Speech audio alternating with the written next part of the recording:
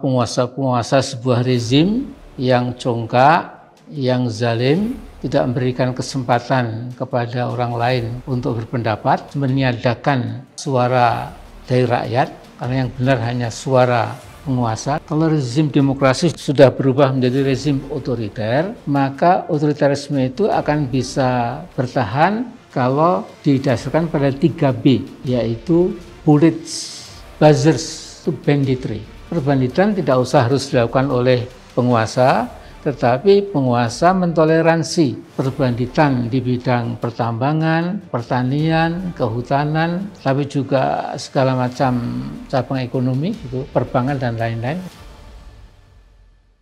Assalamualaikum warahmatullahi wabarakatuh. Alhamdulillahirabbil alamin. Wassalatu wassalamu ala asyrafil anbiya'i wal mursalin wa ala alihi wa sahbihi ajma'in. Saudaraku, ini lanjutan dari video terakhir.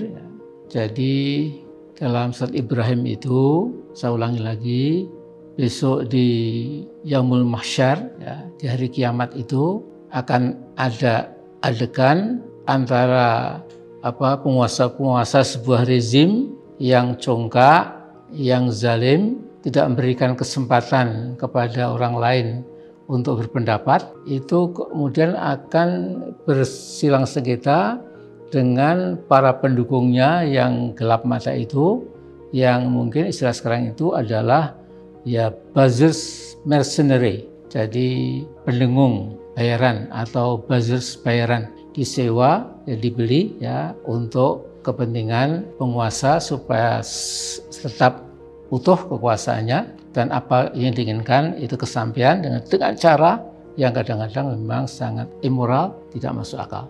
Nah, kemudian ternyata rezim atau oknum-oknum rezim yang zalim itu besok urusannya belum selesai. Di samping mereka itu bertabrakan, saling tuduh-menuduh, saling silang sengketa dengan orang-orang lemah yang dibayar itu, urusannya masih belum selesai, karena mereka juga akan bersitegang, tuduh-menuduh, sengketa saling menyalahkan antara siapa?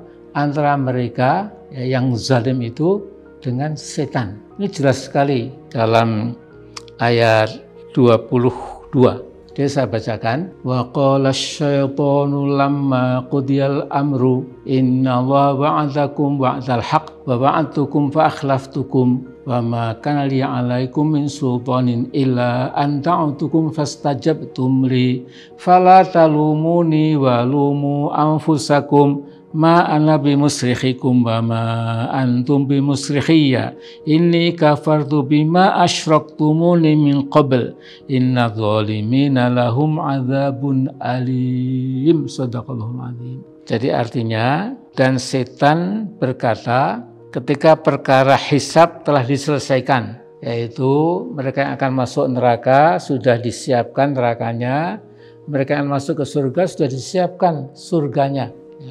Nah, ketika sudah selesai hisab itu, maka setan mengatakan, sesungguhnya Allah telah menjanjikanmu janji yang benar, dan aku pun telah menjanjikan kepadamu, tetapi aku ingkari. Tidak ada kekuasaan bagiku terhadapmu, melainkan sekadar aku menyeru kamu, membujuk kamu, tetapi kamu lalu mematuhi seruanku, mematuhi godaanku, mematuhi bujukanku.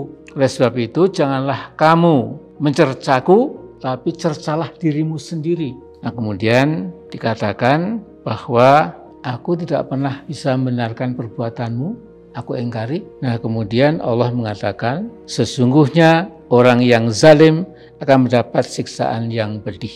Innal zalimina lahum adzabun alim. Jadi ini saya kira bagi orang beriman itu memang mengimani akan terjadi betul-betul.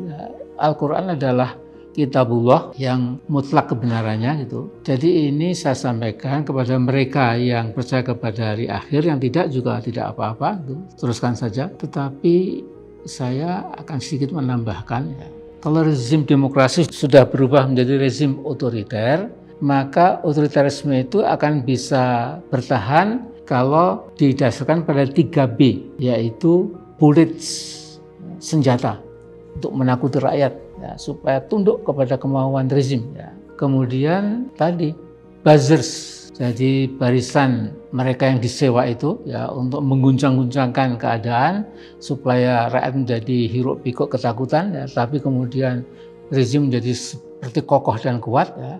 Dan ketiga, B ketiga itu banditry, perbanditan. Perbanditan tidak usah harus dilakukan oleh penguasa, tetapi penguasa mentoleransi perbanditan di bidang pertambangan, pertanian, kehutanan, tapi juga segala macam cabang ekonomi, gitu, perbankan dan lain-lain. Ya. Nah, jadi saya kira ini yang ingin saya garis bawahi, saudara-saudaraku, bahwa urusan rezim yang oknum-oknumnya itu sangat takabur, ya, memborong kebenaran, ya, lantas meniadakan suara dari rakyat, karena yang benar hanya suara penguasa gitu. Nah, mereka besok berhadapan tidak gampang. Disangkanya sudah selesai dengan para pendukung yang dibayar itu, yang sebenarnya lemah ya, walaupun mereka kemaki atau sombong ya, tapi tetap lemah. Nah, kemudian mereka masih berurusan dengan setan. Ya, jadi saudara sekalian, inilah yang ingin saya sampaikan.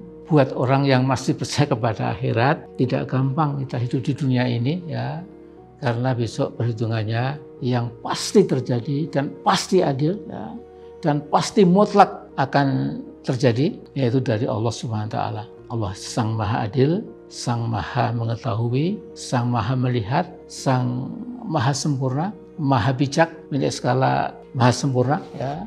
Jadi hati-hati saudara-saudara sekalian, politik itu hanya sesuatu yang ya sesungguhnya begitulah dunia ini ya. Ya jangan dimutlak-mutlakan, nanti kita rugi dan kita kecewa di belakang hari. Mudah-mudahan seperti ini yang saya sampaikan ada sedikit banyak mengingatkan kita ya, agar kita tidak lepas kendali, kemudian menjadi buta, tuli, pekak dan pekok ya menghadapi kekuasaan, ya, seolah hanya dunia ini yang dipertaruhkan segala-galanya gitu.